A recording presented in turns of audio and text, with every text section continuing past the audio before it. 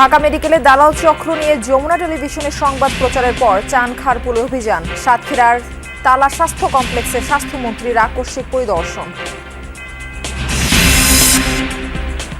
বঙ্গভবন ছেড়ে গুলশানের বাসায় উঠলেন সদ্য সাবেক রাষ্ট্রপতি মোহাম্মদ শাহাবুদ্দিন। সাভারে জাতীয় স্মৃতিসৌধে অস্থায়ী রাষ্ট্রপতি হাফিজ উদ্দিন আহমদের শ্রদ্ধা নিবেদন।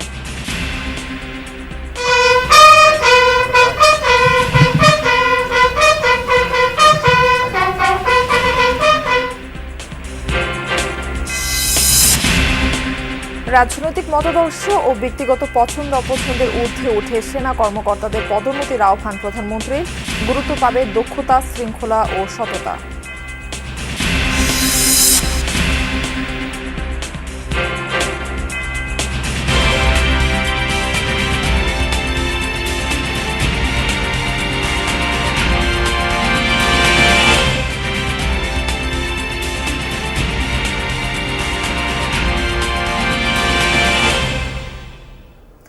আমন্ত্রণ জানাচ্ছি যমুনা নিউজে। আপনাদের সঙ্গে থাকছি আমি মারফি রহমান। এতক্ষণ শিরোনাম দেখছিলেন। সরকারি হাসপাতালের কর্মচারী অথচ তারাই দালাল। বিপদের বন্ধু সেজে কৌশলে রোগীদের ভাগিয়ে নিয়ে যায় বিভিন্ন বেসরকারি হাসপাতাল, ডায়াগনস্টিকে, টেস্ট, আইসিইউ বা সার্জারি। ধরন অনুযায়ী রোগীর বিল থেকে তারা পান 20 থেকে 50% পর্যন্ত কমিশন। এতে নিঃস্ব হচ্ছেন সরকারি হাসপাতালে আসা দরিদ্র রোগীরা। সরকারি হাসপাতালের কিছু কর্মচারী নামের দালালদের নিয়ে অনুসন্ধান করেছেন সহকর্মী হাসান মিসবাহ। ঢাকা মেডিকেলের ঠিক পাশেই হেলথ এইড ডায়াগনস্টিক সেন্টার। অনেক রোগীর ভিড়ে ক্যামেরা দেখে নিজেকে আড়াল করার চেষ্টা করেন এক ব্যক্তি। জানতে চাই তার পরিচয়। আমার নাম মানিক। আপনি কোথায় চাকরি করেন? আমি চাকরি করি না, আমি এদিকে আমার কাকারে নিয়ে এসেছি। কাকা জিজ্ঞেস করে আমার কাকা। আপনার রোগী? জি, আমার রোগী। ভাতিজার নাম কি? উনি বলতেছে ভাতিজার নাম কি বলেন? আমি তো নাম জানি না। উনি আমার বললো যে আমি কাকা আপনাকে কোথা থেকে নিয়ে আসছেন? মেডিকেল থেকে। রোগীর সঙ্গে কথা বলার সময় পেছনে সরে গিয়ে পকেট থেকে কিছু একটা ময়লার ঝুড়িতে ফেলে দেন এই ব্যক্তি। তিনি তার আইডি কার্ডটি এই ঝুড়িতে ফেলে দিয়েছেন। এটি ঢাকা মেডিকেলের আইডি কার্ড। এই লোকের নাম মনির হোসেন। তিনি ঢাকা মেডিকেলের কর্মচারী। ঢাকা মেডিকেল থেকে একজন রোগী ভাগিয়ে এনে প্রাইভেট মেডিকেলে তিনি নিয়ে এসেছেন। আপনি আইডি কার্ড ঝুড়িতে ফেলে দিলেন? স্যার ভয় ফেলাই স্যার, মাফ করে দিন স্যার। ছাড়েন ছাড়েন ছাড়েন ছাড়েন ছাড়েন। আপনি বলেন যে এখানে রোগী দিলে কত টাকা পান? স্যার কালটা করলে 150 টাকা পাবো স্যার। 150 টাকা পাবেন? জি গান স্যার। 2 মাস পর একই প্রতিষ্ঠানে গেলে আবারও পাওয়া যায় এই ব্যক্তিকে, সঙ্গে ভাগিয়ে আনা রোগী। আপনি ঢাকা মেডিকেল স্টাফ না? স্যার আমি একটু নিজের একটা ইকো করতে এসেছি। 220-এ ওইখানে দেখা হয়েছে। মানে ঢাকা মেডিকেলে? হ্যাঁ জি। ওখান থেকে উনি আপনাকে এখানে এনেছে? জি জি। এরই মধ্যে এই ডায়াগনস্টিক সেন্টার থেকে পালিয়ে যায় ঢাকা মেডিকেলের এই কর্মচারী।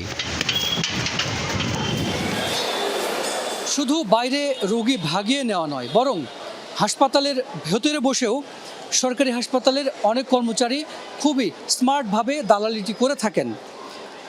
এই রোগীর নাম সানাউল্লাহ। তিনি ভোলা থেকে এসেছেন। সোহরাওয়ার্দী মেডিকেলে টাইফয়েড টেস্টের জন্য আসলে তাকে বলা হয় যে 1000 টাকা লাগবে সেই পরীক্ষাটি করতে, আর রিপোর্ট ধরিয়ে দেওয়া হয়েছে ইম্পেরিয়াল হেলথের। আমারে বলছে যে এখানে এই রিপোর্টটা হবে না, এই রিপোর্টটা আপনার বাইরে থেকে করাইতে হবে। এবার সানাউল্লাহকে নিয়ে হাসপাতালের ল্যাবে পাওয়া গেল না অভিযুক্ত কর্মচারী হুমায়ুন কবিরকে। পার্সোনালি কেউ করে থাকে এটা অবশ্যই একটা ক্রাইম। আমি আমার ঊর্ধ্বতন কর্তৃপক্ষকে এই ব্যাপারে জানাবো। আমার যতটুকু করণীয় আমি সেটা করব। সারা দেশেই সরকারি হাসপাতাল ঘেঁষেই বেশিরভাগ বেসরকারি হাসপাতাল, ক্লিনিক, ডায়াগনস্টিক সেন্টার। এসব প্রতিষ্ঠানের পাশেই সারাদিন দেখা যায় সরকারি হাসপাতালের কর্মচারীদের। কেউ সঙ্গে করে রোগী আনছেন, কেউ আবার রোগীকে ঠিকানা বলে দিয়ে পরে সেখানে যান। ঢাকা মেডিকেলের চাকরি কি প্রাইভেট মেডিকেলে রোগী নিয়ে আসা? আপনারা তো কখনোই জোর করে নিয়ে আসেন না, ভালোবাসায় নিয়ে আসেন। তো সামনে আসেন।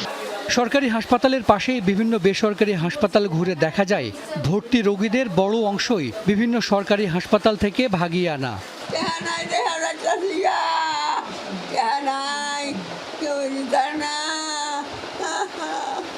এ যেমন ৮০ বছরের সালেহা বেগম।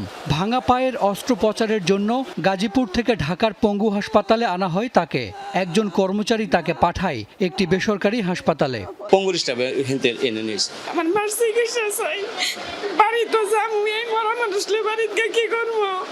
আমার মাঝে পয়রা দুঃখ পাইছে, আমার মার তো কিছু করার নাই। সরকারি মেডিকেলে যেসব রোগী আসেন চিকিৎসার জন্য, তাদের আসলে বেসরকারি হাসপাতালে চিকিৎসার সামর্থ্য নেই। ফলে খুবই অল্প টাকায় চিকিৎসা করবার জন্য তারা সরকারি মেডিকেলে যান, আর এরপরে সেখানকার কর্মচারী নামক যে দালাল সিন্ডিকেট এসব নিরীহ মানুষদের ভাগিয়ে বিভিন্ন বেসরকারি হাসপাতালে নিয়ে যায়। শুধু কি কর্মচারী, রোগী ভাগায় কিছু চিকিৎসকও। এবার টিকিট কেটে ঢাকা মেডিকেলের বহির্বিভাগে আমরা, সঙ্গে একজন রোগী। সার্জারি বিভাগের ৩ নম্বর কক্ষে তখন ডাক্তার কাইফি আজিজ। রোগী দেখে বললেন সার্জারি লাগবে। এক পর্যায়ে আমাদের হাতে বেসরকারি হাসপাতালের ভিজিটিং কার্ড ধরিয়ে দিলেন ডাক্তারের সহকারী সাইফুল। তখন বেলা 12টা। ঢাকা মেডিকেলে আল্ট্রাসনোগ্রাফি হলেও পাঠানো হলো চানখারপুলের অ্যাক্টিভ ডায়াগনস্টিকে। সঙ্গে দেওয়া হলো একজন কর্মচারী। 1 ঘন্টা লাগবে, ঠিক আছে? এটা আলটা হচ্ছে আপনি গিয়ে 1600 টাকা লাগবে। 1 ঘন্টায় রিপোর্ট পাবেন, আমি নিয়ে যাবো, আবার চলে আসবেন আপনি চানখারপুল মোড়ে। এবার অ্যাক্টিভ ডায়াগনস্টিক সেন্টারে আল্ট্রাসনোগ্রাফির পালা। নেওয়া হলো 1600 টাকা। রিপোর্ট নিয়ে ঢাকা মেডিকেলে গিয়ে পাওয়া গেল না ডাক্তার কাইফিকে। দেখা হলো তার সহকারী সাইফুলের সঙ্গে। সাইফুল ঢাকা মেডিকেল থেকে বের হয়ে আমাদেরকে নিয়ে যায় কাটাবনের হোম কেয়ার হাসপাতালে। কিছুক্ষণ পর এলেন ডাক্তার কাইফি। আল্ট্রাসনোগ্রাফির রিপোর্ট দেখে জানালেন হোম কেয়ারে এই সার্জারি এখনই সম্ভব। ঢাকা মেডিকেল যদি আপনারা করতে চান, আপনাদেরকে আরো কিছু টেস্ট আছে, সেগুলো করতে হবে। ওখানে অপারেশনের ডেট নিতে হবে, আবার ওই টেস্টগুলো করতে 1.5-2 টাকা চলে যাবে। আবার অপারেশনের সময় 1.5-2 টাকা খরচ হবে। যদি বলেন এখানে আমার এখনই করে দেন, এটা আমি করে দিতে পারি, সব মিলে 8,000 টাকা খরচ হবে। আজকেই হবে? এই আমি এখনই করে দিই। শুধু আমাদেরকেই নয়, চেম্বার থেকে বের হওয়া অনেক রোগীকে দেয়া হচ্ছে হোম কেয়ার হাসপাতালের ভিজিটিং কার্ড। এই কার্ডটা ডাক্তার কোথায় দিছে আপনাকে? এই মেডিকেল থেকে দিছে। ঢাকা মেডিকেলের ভিতরেই? ওনার চেম্বারেই? ডাক্তার কি বললো? 70,000 টাকা লাগবে। যদি করান আমার যে করাই থাকবে, কিন্তু আমি কিছু পাঠানো হতো এখানে।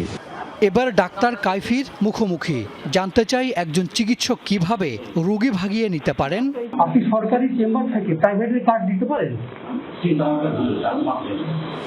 কর্মচারী থেকে চিকিৎসক, রোগী ভাগিয়ে নিতে সবাই কেন এত বেপরোয়া তা জানা দরকার। এবার চিকিৎসক সেজে অ্যাক্টিভ ডায়াগনস্টিকে ফোন। আমি ময়মনসিংহে ছিলাম, রিসেন্ট এখানে এসেছি। আপনারা টেস্টের কমিশনের পেমেন্টগুলো কিভাবে করে থাকেন? বিকাশের মাধ্যমে করি বা নগদের মাধ্যমে যেভাবে নিতে হয়, মানে সরাসরি দিলে দেখা যায় অনেক সময় মেডিকেলে ঝামেলা হয়, তো এখন দিনের হিসাব প্রতিদিনই আমরা দিয়ে দিই। কোনটাতে কত দিচ্ছেন আপনারা? নিটটা রেখে 50%, মানে ব্লাডের 50%, বাকিগুলো দিয়ে দিই। আলোচনার উপর নির্ভর করে 30%, 40%। ঘণ্টাখানিক পর টেস্টের জন্য পাঠানো হলো রোগী। সঙ্গে ঢাকা মেডিকেলের কর্মচারী পরিচয়ে একজন। পরীক্ষা শেষে দেয়া হলো তার রোগীর বিল থেকে 50 ভাগ কমিশন। ঢাকা মেডিকেল থেকে একজন রোগীকে ভাগিয়ে এই বেসরকারি ডায়াগনস্টিক সেন্টারে আনবার পরে পরীক্ষা এবং সঙ্গে সঙ্গে দালালির কমিশনও পাওয়া গেল। দালালির এই ব্যবসা তো মন্দ না। একজন দালাল যদি সরকারি কোনো হাসপাতাল থেকে বেসরকারি কোনো ডায়াগনস্টিক সেন্টারে দিনে 3টি রোগীও ভাগায়, তাহলে প্রতিদিন তার ইনকাম 3 থেকে 10,000 টাকা। আর এটি যদি আইসিইউ কিংবা সার্জারির কেস হয়, তাহলে তো তার পকেটে যায় 10 থেকে 50,000 টাকা, যা তার 1 মাসের বেতনের চেয়েও বেশি। অর্থাৎ ভাগিয়ে নেওয়া রোগীর জটিলতা অনুযায়ী দেয়া হয় কমিশন। পরীক্ষা নিরীক্ষায় 40 থেকে 50 ভাগ, আইসিইউ 18,000 টাকা, আর সার্জারি হলে 30 ভাগ পর্যন্ত রোগীর বিল থেকে কমিশন পায় দালালেরা। আর সেই টাকা জমা হয় তাদের নামে খোলা আলাদা আলাদা কোডে। সরকারি হাসপাতালের কর্মচারীদের বড় অংশই রোগী ভাগানোর সঙ্গে জড়িত। অনেক সময় সংকট তৈরি করে রোগী ভাগানোর ক্ষেত্র তৈরি করা হয়, আর তাতে না বুঝে পা দিয়ে ক্ষতিগ্রস্ত হন নিম্ন আয়ের রোগীরা। ডিমান্ডটা অনেক হাই আমাদের স্বাস্থ্য ব্যবস্থার উপরে, আর সেই তুলনায় অপ্রতুল আমাদের স্বাস্থ্যের সাপ্লাইটা। সেইখানেই দালালরা সুযোগটা পায়। তো এইটার সমাধান একদিনে করা খুব কঠিন, এবং একদিকে আপনার সাপ্লাই বাড়াতে হবে, ডিমান্ডটাকে ম্যানেজ করতে হবে। বিভিন্ন সময় সরকারি হাসপাতালে দালাল বিরোধী অভিযান চালানো হয়। এতে ধরা হয় বাইরের দালালদের, আর ধরা ছোঁয়ার বাইরে থেকে যায় হাসপাতালের ভেতরের দালালেরা। হাসান মিসবাহ, যমুনা নিউজ, ঢাকা।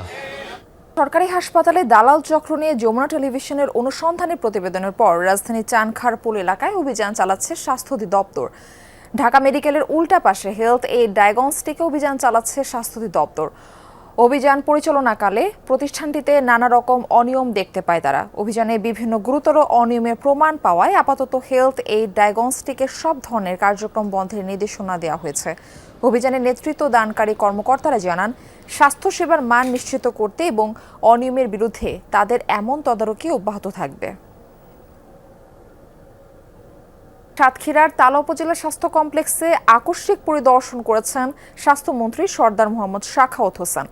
সকাল 11টার দিকে স্বাস্থ্য কমপ্লেক্সে প্রবেশ করেন মন্ত্রী। ঘুরে দেখেন হাসপাতালের বিভিন্ন ওয়ার্ড, টিকিট কাউন্টার, রান্নাঘর, স্টোর রুম। সেবাদানে হাসপাতালের চিকিৎসক, নার্স কতটা আন্তরিক সেসব বিষয়েও রোগীদের কাছে জানতে চান তিনি। এ সময় এক নারী চিকিৎসক অনুপস্থিত থাকায় তার বিরুদ্ধে ব্যবস্থা নিতে সিভিল সার্জনকে নির্দেশ দেন স্বাস্থ্যমন্ত্রী। অপরদিকে হাসপাতালের এসি চুরির ঘটনায় নাইট গার্ড মুস্তফাকে সাসপেন্ড করেন স্বাস্থ্যমন্ত্রী। দিনভর সাতক্ষীরার বিভিন্ন হাসপাতাল পরিদর্শনের কথা রয়েছে তার। পদত্যাগের দুদিন পর বঙ্গভবন ছেড়েছেন সদ্য সাবেক রাষ্ট্রপতি মোহাম্মদ শাহাবুদ্দিন। দুপুর 2:25 সাবেক রাষ্ট্রপতির গাড়ি বহর বঙ্গভবন থেকে গুলশান গ্রিন ভিলা বাসভবনের উদ্দেশ্যে রওনা হয়।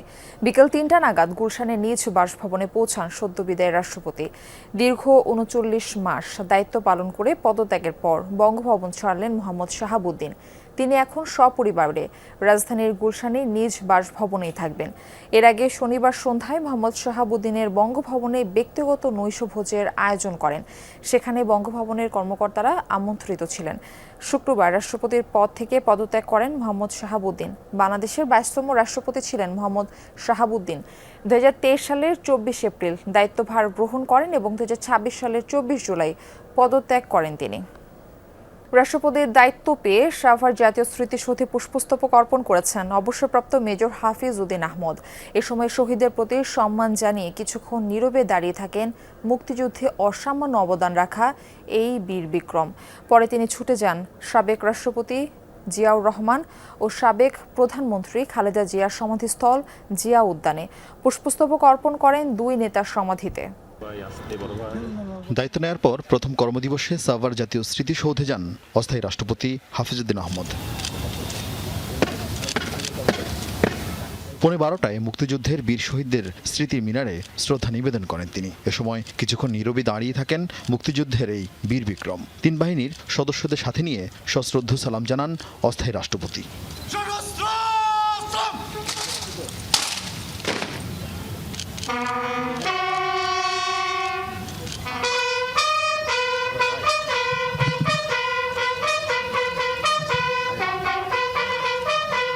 সংসদ সদস্য নির্বাচিত হওয়ার পর বর্তমান সরকারের মুক্তিযুদ্ধ বিষয়ক মন্ত্রী হয়েছিলেন হাফিজ উদ্দিন আহমদ। এরপর সেখান থেকে পদত্যাগ করে স্পিকারের দায়িত্ব নেন মুক্তিযুদ্ধের এই বীর বিক্রম। বর্তমানে দায়িত্ব পেয়েছেন ভারপ্রাপ্ত রাষ্ট্রপতির। তবে শেষ পর্যন্ত দেশের 23তম রাষ্ট্রপতি হিসেবে বিএনপির মনোনয়ন তিনি পান কিনা তাই এখন দেখার বিষয়। স্মৃতিসৌধ থেকে যে উদ্যানে ছুটে যান অস্থায়ী রাষ্ট্রপতি হাফিজ উদ্দিন আহমদ।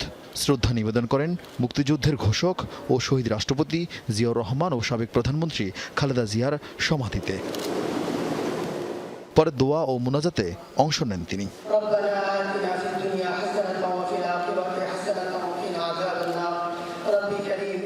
রাষ্ট্রপতি দায়িত্ব পেলেও কবে নাগাদ বঙ্গভবনের বাসিন্দা হবেন হাফিজ উদ্দিন আহমদ এখনও তা নিশ্চিত করেনি রাষ্ট্রপতি দপ্তর। আরেফিন শাকিল, যমুনা নিউজ, ঢাকা।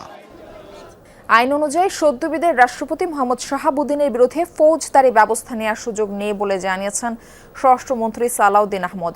সচিবালয়ে সাংবাদিকদের তিনি বলেন, বিরোধী পক্ষ গ্রেফতার মামলাসহ যেসব দাবি জানাচ্ছে তা আমলে নিচ্ছে না সরকার। SSF PGR সহ এটা 6 মাসের একটা বিধান আছে, সেটা 6 মাসের তিনি তাদের সুযোগ পাবেন, মানে প্রোটেকশনের সুযোগ পাবেন। এছাড়া পুলিশ এবং আমাদের অন্যান্য সংস্থার পক্ষ থেকে তার নিরাপত্তার ব্যবস্থা গ্রহণ করা হবে। সেনা কর্মকর্তাদের পদোন্নতির ক্ষেত্রে রাজনৈতিক মতাদর্শ ও ব্যক্তিগত পছন্দ অপছন্দের ঊর্ধ্বে থাকার আহ্বান জানিয়েছেন প্রধানমন্ত্রী তারেক রহমান। অফিসারদের পেশাগত দক্ষতা, নেতৃত্বের গুণাবলী, শৃঙ্খলার মান ও সততার উপর গুরুত্ব আরোপ করতে নির্বাচন পর্ষদের সদস্যদের নির্দেশনা প্রদান করেন তিনি। সকালে সেনাবাহিনীর সদর দপ্তরে প্রধান অতিথি হিসেবে উপস্থিত থেকে সেনা সদর নির্বাচনী পর্ষদ 2026 এর আনুষ্ঠানিক উদ্বোধন করেন প্রধানমন্ত্রী তারেক রহমান। প্রথম পর্বের এই পদোন্নতি পর্ষদে বাংলাদেশ সেনাবাহিনীর কর্নেল হতে ব্রিগেডিয়ার জেনারেল এবং লেফটেন্যান্ট কর্নেল হতে কর্নেল পদবীর যোগ্য কর্মকর্তাগণ পরবর্তী পদোন্নতির জন্য বিবেচিত হবেন। পদোন্নতি পর্ষদের বক্তব্যে প্রধানমন্ত্রী বলেন, বাংলাদেশ সেনাবাহিনী দেশের স্বাধীনতা ও সার্বভৌমত্ব রক্ষায় দায়িত্ব পালনের পাশাপাশি অভ্যন্তরীণ শান্তি শৃঙ্খলা, স্থিতিশীলতা ও দুর্যোগ মোকাবেলায় বেসামরিক প্রশাসনকে সহায়তার ক্ষেত্রে গুরুত্বপূর্ণ অবদান রেখে চলেছে।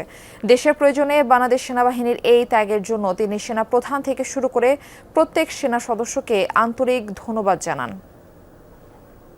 দেশের চা শিল্পের উন্নয়নে প্রয়োজনীয় সব ধরনের সহযোগিতার আশ্বাস দিয়েছেন প্রধানমন্ত্রী তারেক রহমান। একই সঙ্গে শিল্পের দীর্ঘদিনের সমস্যা চিহ্নিত করে কার্যকর সমাধানের জন্য সংশ্লিষ্ট মন্ত্রণালয়, বিভাগ ও চা শিল্প সংশ্লিষ্ট প্রতিনিধিদের সমন্বয়ে একটি কমিটি গঠনের নির্দেশ দিয়েছেন তিনি। সচিবালয়ে প্রধানমন্ত্রীর কার্যালয়ে দেশের চা শিল্পের উন্নয়ন নিয়ে অনুষ্ঠিত এক সভায় এর নির্দেশ দেন তিনি। সভায় চা বাগান মালিক ও সংশ্লিষ্ট প্রতিনিধিরা উৎপাদন ব্যয় বৃদ্ধি, অর্থায়নের সংকট, জ্বালানি ব্যয় এবং আন্তর্জাতিক বাজারে সহযোগিতা ধরে রাখার চ্যালেঞ্জ তুলে ধরেন। জবাবে প্রধানমন্ত্রী বলেন, চা শিল্পে দেশের অর্থনীতির একটি গুরুত্বপূর্ণ খাত এবং এর বিকাশে সরকার নীতিগত, আর্থিক ও প্রাতিষ্ঠানিক সহায়তা দেবে। এছাড়া বিদ্যমান ঋণের দায় সহজীকরণ, স্বল্প সুদে ঋণ প্রদান এবং চাষের অনুপযোগী জমিতে সৌরবিদ্যুৎ প্রকল্পের অনুমতির বিষয়টিও ইতিবাচকভাবে বিবেচনার আশ্বাস দেন তিনি। দেশের অর্থনীতি ধ্বংস করেছে আওয়ামী লীগ, নতুন করে দেশ গড়ে তোলা চ্যালেঞ্জের, এমন মন্তব্য করেন স্থানীয় সরকার মন্ত্রী মির্জা ফখরুল ইসলাম আলমগীর। রাজধানীর শেরেবাংলা কৃষি বিশ্ববিদ্যালয়ে নতুন শিক্ষার্থীদের কর্মশালায় এই কথা বলেন তিনি। মন্ত্রী বলেন, চারদিকে অনিয়ম, অস্থিতিশীলতায় দেশের সব প্রতিষ্ঠান ভেঙে দেওয়া হয়েছে, সেগুলো পুনর্নির্মাণ করতে হবে। মির্জা ফখরুল আলম বলেন, এখন দেশ গঠনের সুযোগ এসেছে, এমন সুযোগ সব সময় আসে না। বলেন, রাজনীতি যেন রাষ্ট্র ও দেশের কল্যাণে হয়, তাই নেতিবাচক রাজনীতি না করার আহ্বান জানান স্থানীয় সরকার মন্ত্রী। আমাদের ইকোনমিটা একদম র্যাভিশ, ধ্বংসপ্রাপ্ত হয়েছে, একেবারে ভেঙে দিয়েছে, একটু মার করে দিয়েছে। এখন এটাকে নতুন করে গড়ে তোলার খুব বড় চ্যালেঞ্জের। রাজনীতি না থেকে দেশ চলবে না, এই জন্য লড়াই করেছি গণতন্ত্রের জন্য দীর্ঘ বছর, কিন্তু সেটা যেন নেগেটিভ না হয়, it should be positive always, যে দেশের কল্যাণের জন্য, মানুষের কল্যাণের জন্য, রাষ্ট্রের কল্যাণের জন্য। দীর্ঘ 8 বছর পর কক্সবাজারের সাবেক কাউন্সিলর একরামুল হত্যার রহস্যের জট খুলতে শুরু করেছে। একরাম হত্যায় শেখ হাসিনা, আসাদুজ্জামান খান কামাল, ওবায়দুল কাদের, বেনজির আহমেদ, আব্দুর রহমান বদি সহ 11 জনকে অভিযুক্ত করে ট্রাইব্যুনালে আনুষ্ঠানিক অভিযোগ দাখিল হয়েছে। অভিযোগ আমলে নিয়ে পলাতক 8 আসামির বিরুদ্ধে গ্রেফতারি পরোয়ানা জারি করা হয়েছে। এদিন ট্রাইব্যুনালকে প্রসিকিউশন জানায়, সেদিন বন্দুকযুদ্ধ নয়, একরামকে হত্যা করা হয়েছিল পরিকল্পিতভাবে।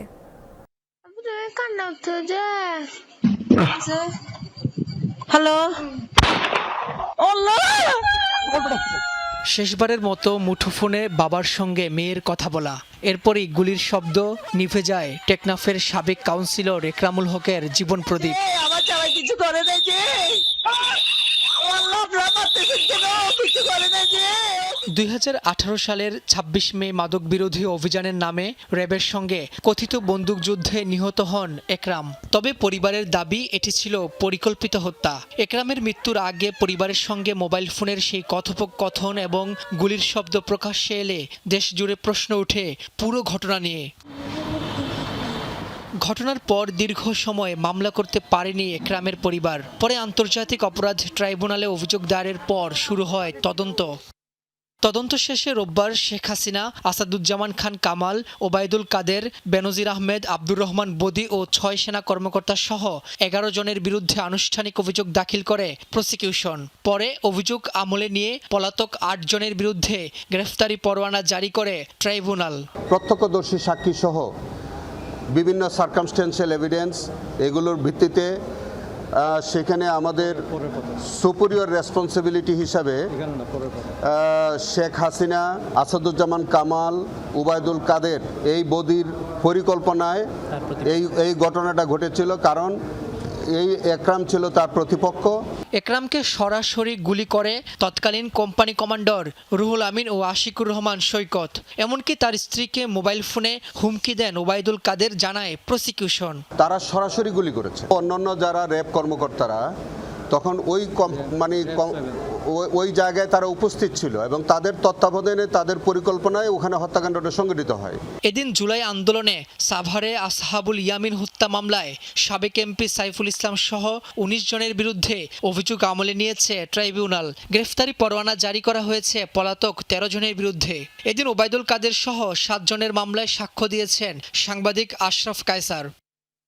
রাব্বি হোসেন, যমুনা নিউজ, ঢাকা। যুব সমাজকে খেলার সাথে সম্পৃক্ত করতে পারলে মাদক মুক্ত সমাজ গড়া সম্ভব হবে বলে জানিয়েছেন তথ্য ও সম্প্রচার মন্ত্রী জহির উদ্দিন স্বপন।